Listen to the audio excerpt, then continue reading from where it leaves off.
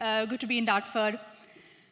But before I go on to my message, I just wanted to use this opportunity. I don't always get this opportunity, but I wanted to use this couple of minutes just to thank some incredible women in this room. Women who've been part of, my journey. Women who've been part of me being here today and me being who I am. So, church, will you join with me? And I just want to take a moment to thank Pastor Keely Molly and Pastor Jayajar. Come on, let's stand up and honor them, right? I've got a little something for you guys. We've got some incredible late women pastors, haven't we? We are so blessed. And I want to thank you for everything that you do. I want to thank you for the things that you do in front and behind the scenes, for growing me, for, not just me, but I know a lot of people can echo this in this room, right? So we thank you so much.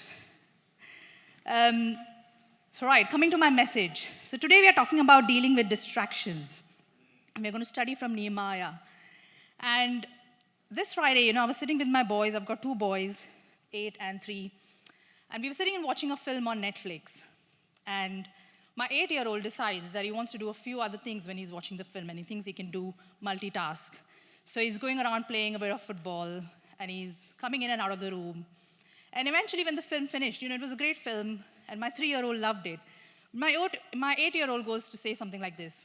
He's like, there was no point to it. I didn't really, it wasn't a great film. I didn't understand the message. I was like, yes, because you were not watching it. Something great was going on in front of you, but you missed the whole point because you were distracted. And church, really, how many times can we miss something amazing going on in front of us? The things that God is doing. We can miss it because we are distracted.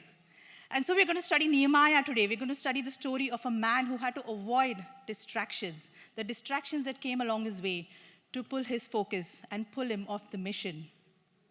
And really, the story of Nehemiah is about taking back territory. Satan doesn't like it when the church starts taking back territory. He wants to keep territories defeated. But Des Brown, who is the CEO of Charity Sparks to Life, he came to Sittingbourne a few weeks ago. And he was saying this, that there's, over the last few years, more and more younger people, especially Gen Z, who have started going to church. And so I was looking this up online, and it's being called the quiet revival in this country. Isn't it amazing, church? Isn't it amazing that a church is starting to gain back territory, that the churches are growing, and that we're giving people an opportunity to be in rooms like this and experience the life-saving power of Jesus Christ? See, the story of Nehemiah is about rising up, and when the church starts rising up, there's going to be opposition. And we learn from Nehemiah how to deal with the opposition the godly way. See, Jerusalem had fallen to pieces, and the walls had been ruined, the gates had been burned. It was in complete shambles. And then God calls Nehemiah. And the beauty of this is that Nehemiah, he wasn't a builder. He was a cupbearer. But God called him to rebuild the walls.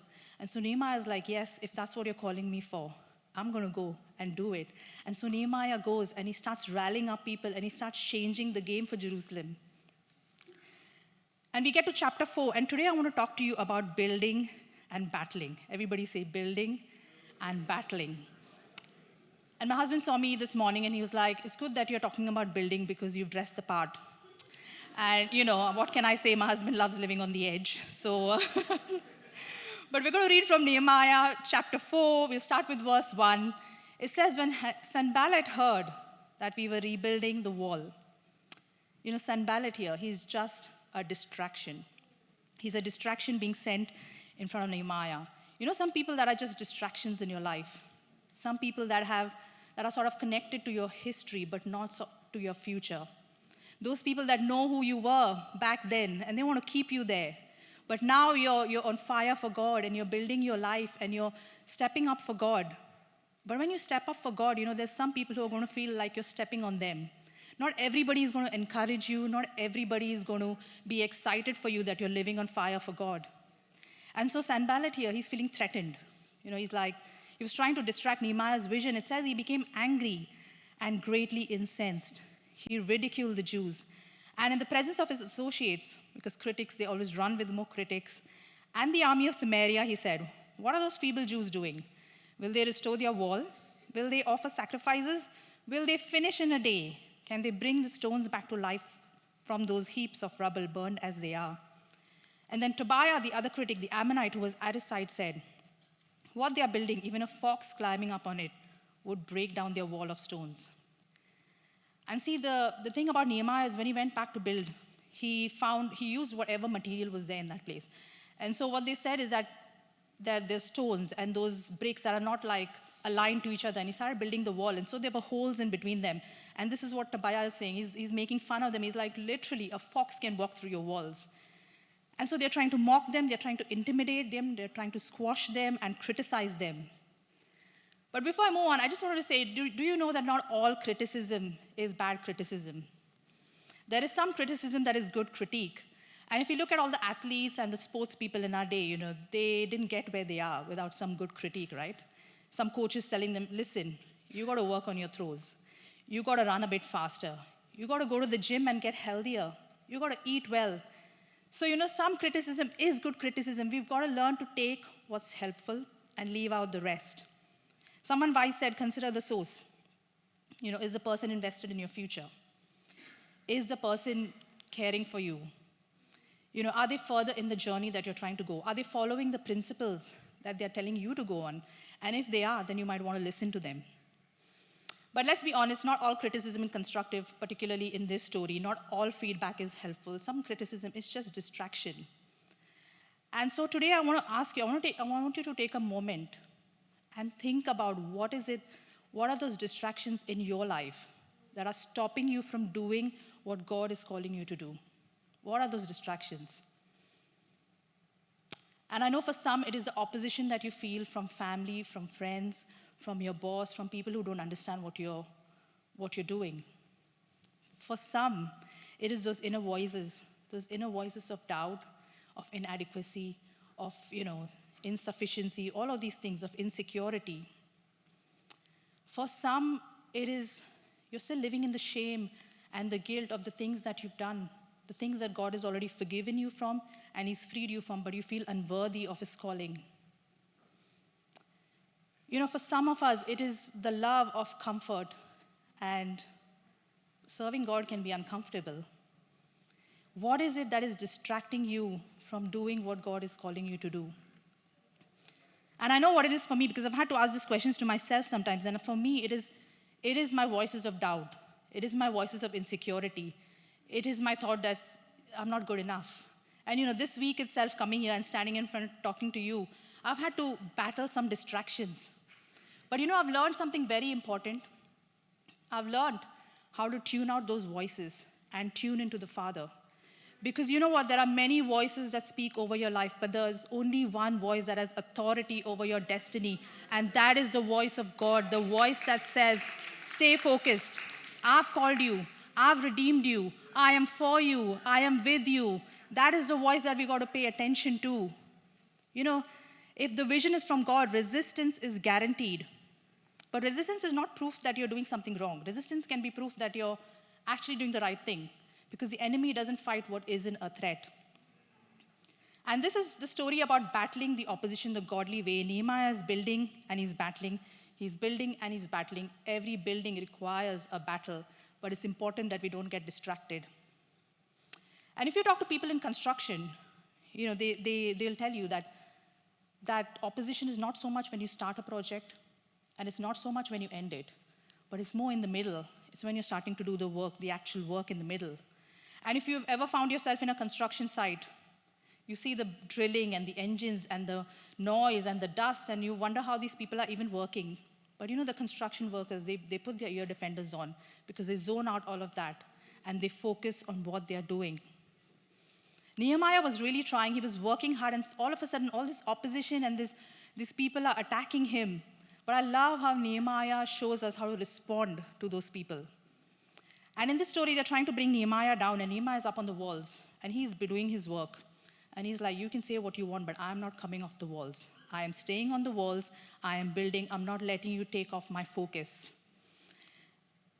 And there's two things that we can learn from Nehemiah. Number one, he prays. Instead of reacting to these people, Nehemiah does go to God. He prays. In verse 4, we hear him say, hear us, our God, for we are despised. Turn their insults back on their own heads. Give them over as plunder in a land of captivity. Do not cover up their guilt or blot out their sins from your sight, for they have thrown insults in the face of the builders. Anyone ever pray that kind of honest prayer? Some of our Old Testament Christians here in this room. He's saying, God, what they're saying is complete trash, God. There's nothing noble about what they're saying. There's no merit to what they're doing. All they're doing is distracting me from what I need to do. And then he's like, God, you take care of them. God, justice is in your hands. There was this missionary, Graham Staines, and along with his wife, Gladys Staines, he was serving in a town in India. He was helping people with leprosy. But on one day, there's this religious extremist mob. They found Graham Staines and his 2 sons in the car, and they lit that car on fire. They burned these 3 alive. But the reaction of Gladys Staines shook the world in that moment. Because instead of getting angry and instead of retaliating or taking revenge, she prays to God. And she says, God, I forgive them and I hold no bitterness. And she prays for change of hearts in the attackers. But then she leaves justice in the hands of God. And it took 4 years, but eventually the leader of the mob was arrested and he was sentenced to life. Justice is in the hands of God. Instead of retaliating, sometimes, church, we need to learn to leave things in the hands of God and pray to him. And so Nehemiah, the first thing he does is prayer. And the second thing he does is persistence. In verse 6, it says, so we rebuilt the wall till all of it reached half its height, for the people worked with all their heart. Even with all of the opposition, the people kept working. Historians who've studied Rome, they said that Rome prospered as long as there was opposition. It was only in the lack of opposition that Rome lost its glory. And sometimes we can be afraid of this opposition, isn't it? Sometimes we can be afraid of what people will think if I tell them about God. Like Pete was saying, going in the mission week can be awkward and can be, you don't know what to do or what to say and going on all these trips. But what if we learned that the opposition is supposed to take you further than you would have gone if it had not come your way? Like a bow and arrow, the greater the resistance, the greater its release. The greater the opposition that comes against you, the further God is going to take you. Don't get distracted. I love how Nehemiah kept building even in the face of distraction. But what we notice here is the enemies didn't go away. He prayed and the enemies are still there. In fact, they've multiplied now. In verse 7 we read, but when Sanballat, Tobiah, the Arabs, the Ammonites, and the people of Ashdod heard that the repairs to Jerusalem walls had gone ahead and that the gaps were being closed, they were very angry. It starts with Sanballat.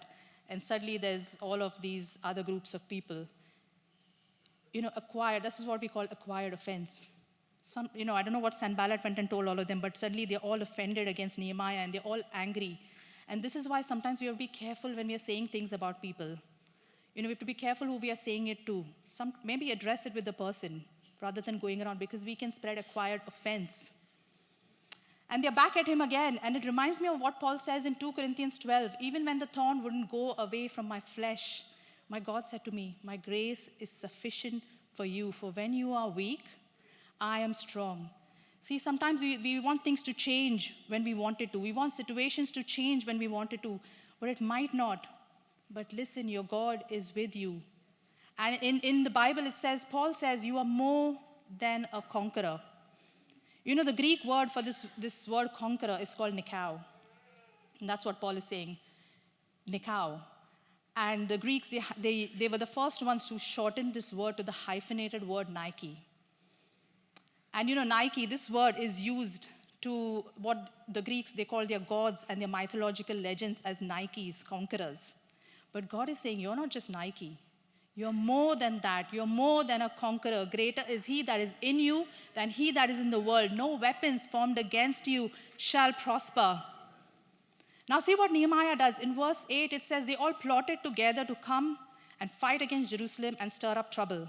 They all are coming to create confusion. But it says in verse 9, but we prayed to our God. A powerful man of God, Nehemiah. When problems come, he prays to his God. And so I want to ask you today, what do you do when problems come your way?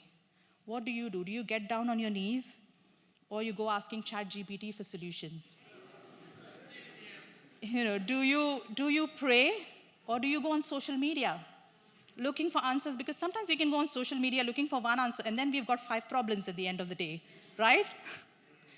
They pray to God, and prayer changes us more than it can change the situation sometimes. Prayer changes us, but when it changes us, we walk into the same situation with the wisdom and the strength of God, and that's what Nehemiah and his people do. And it says, but we pray to our God and posted a guard day and night to meet this threat. He prays, and then he posts a guard. If you're having trouble with something, pray, but then put boundaries around it. You pray, and you change things.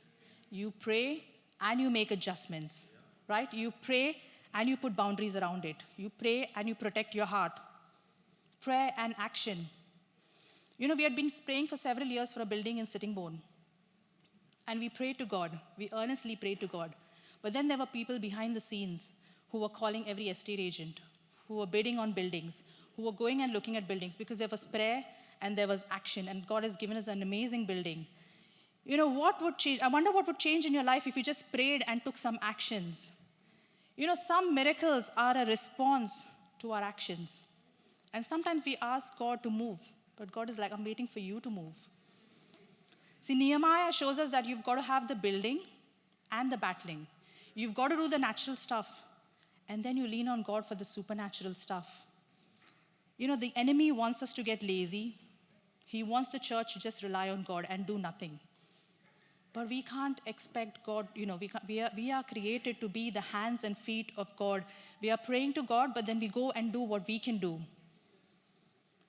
James says, faith without works is dead. How can you expect God to do anything if you're not ready to do anything with your faith? Real faith takes action. And God is moving with Christians that are moving. Now, Nehemiah does the praying and the persisting. In verse 10, it says, meanwhile, the people in Judah said, the strength of the laborers is giving out, and there is so much rubble that we cannot rebuild the wall. See, people are exhausted. This is half time. They are finished building half the wall. They had done half the wall, and now they are tired and they are failing. Then they say to Nehemiah, also our enemies said, before they know it or see it, we'll be right there among them and we'll kill them and put an end to the work. Then the Jews who lived near them came and told us 10 times over, wherever you turn, they will attack us. See, the enemies are threatening, their opposition is increasing, they're threatening to kill them and attack them. Before it was just verbal, but now they're threatening to kill them. And so the opposition is increasing.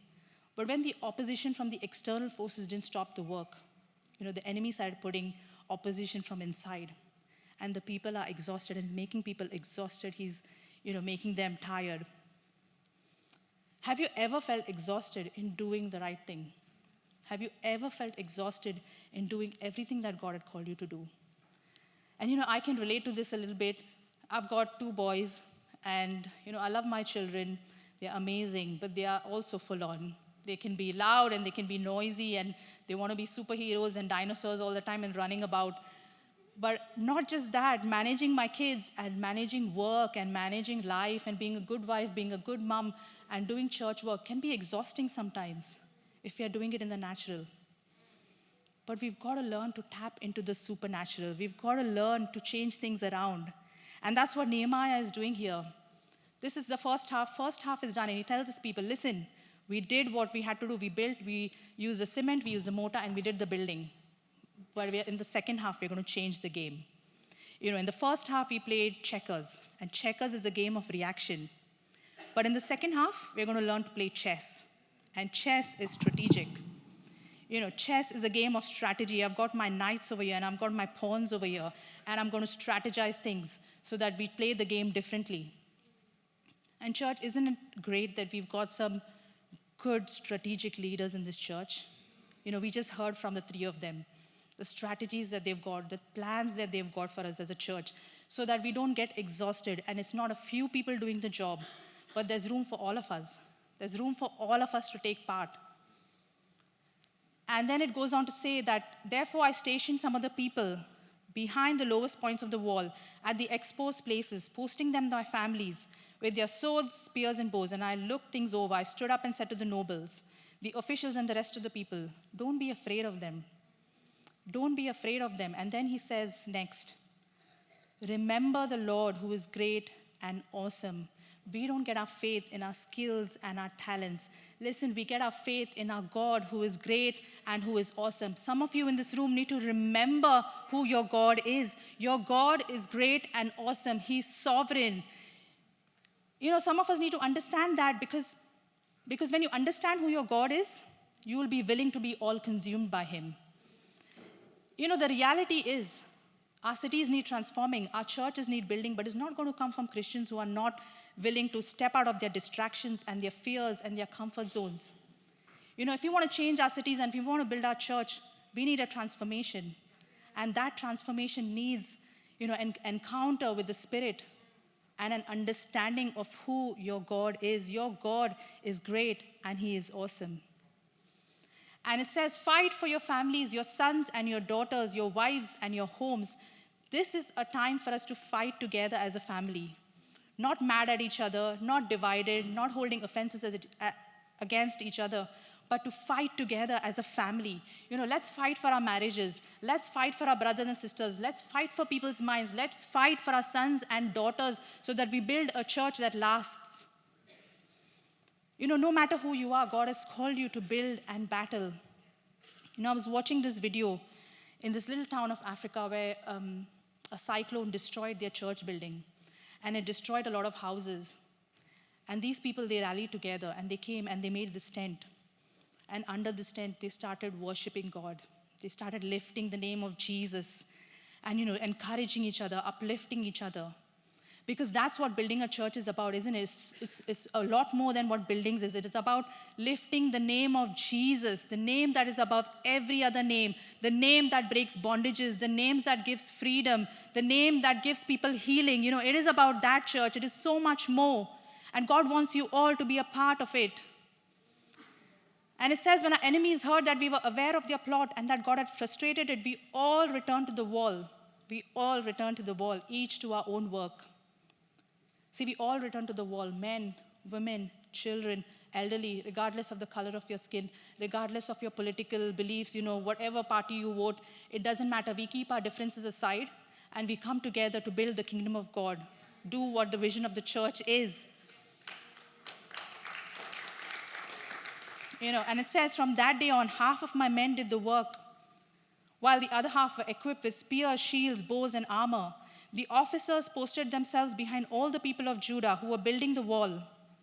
Those who carried materials did their work with one hand, and they held a weapon with the other hand. It says they did their work with one hand, and they held a sword in the other hand.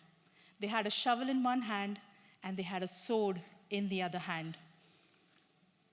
Isn't it powerful? See, they didn't stop the building, and they did not stop the battling. They didn't stop the building, and they did not stop the battling. They were doing both. These people, they said, we're going to do the stuff that we can do in our natural, but we're also going to lean on the supernatural. We're going to worship together on Sunday in church, but we're going to do our work Monday to Friday. We're going to lift the name of Jesus in our household, but then we're going to come as a family and plant ourselves, work on our marriages and plant ourselves in a church where we all can grow and we all can serve. We're going to do both. We're going to do the building and we're going to do the battling. We're not going to leave one out. See, we can't pray for things to change in our towns and in the globe, but then we're not ready to go out and actually preach the name of Jesus to the people who are living in darkness and shame and pain. We can't pray for God to build a church for the future, but then we're not willing to do our part. This is so important because we have to lean completely on God, but then not forsake the responsibility as a Christian, as a citizen of heaven, to do our part here on earth. Yes, we rely completely on God, but then I also take responsibility and do my part. Whether it means that you have to sacrifice your time, and if that means that you have to juggle something around, if it means that you have to step out of your comfort zones, whatever that means for you, God is calling you to build and to battle. And it says, and each of the builders wore his sword at his side as he worked. But the man who sounded the trumpet stayed with me. Then I said to the nobles, the officials, and the rest of the people, the work is extensive and spread out, and we are widely separated from each other along the wall. Whenever you hear the sound of the trumpet, join us there. Our God will fight for us. See, Nehemiah was keeping watch of the distractions. And every time he saw the enemy, he would sound the trumpet. He would sound the trumpet and he would be like, come on, let's rally together. You know, this is the call of God for your lives. The vision of the church. There's Vision Sunday coming in a couple of weeks. And God is calling us all together to rally together. You know, because it says the work is extensive and spread out, but whenever you hear the sound of the trumpet, rally together. Church, this is a time for us to rally together, to come together and fight, not individually, not isolated, not distracted, but unified as one, that we all rally together to build a church for the future. You know, God is doing something amazing through this church, but it needs all of us to be a part of it. And so I want to ask you, you know, if you're not doing something, what is God calling you to do? If you want to serve in this church, there are many, many areas that you can serve on. And Keely has already said this, so I won't repeat it. But go to the plugged-in stand and get signed up to serve. You know, we need more people. There's so many people that are involved in running a service and in going on mission trips. Come and get signed up. Come and get involved. And I want to finish with asking you 2 questions. I want to ask you 2 questions. What is God calling you to do? And what is God calling you to give? What is God calling you to do? And what is God calling you to give? Let me pray for you. Father, we just thank you, God. We thank you, God, for what you're doing through this church. God, we thank you, God, for everything that you've done, God, and everything that you're going to do in the future, God. And I thank you, God, that we get this opportunity, God, to partner with you, God, to partner and be your hands and feet. And I pray, Lord, for an encounter with the Spirit for all of us, God, so that we won't get distracted, God, but we'll step out into everything that you've called us to be, God. Thank you, God, in Jesus' name. Amen.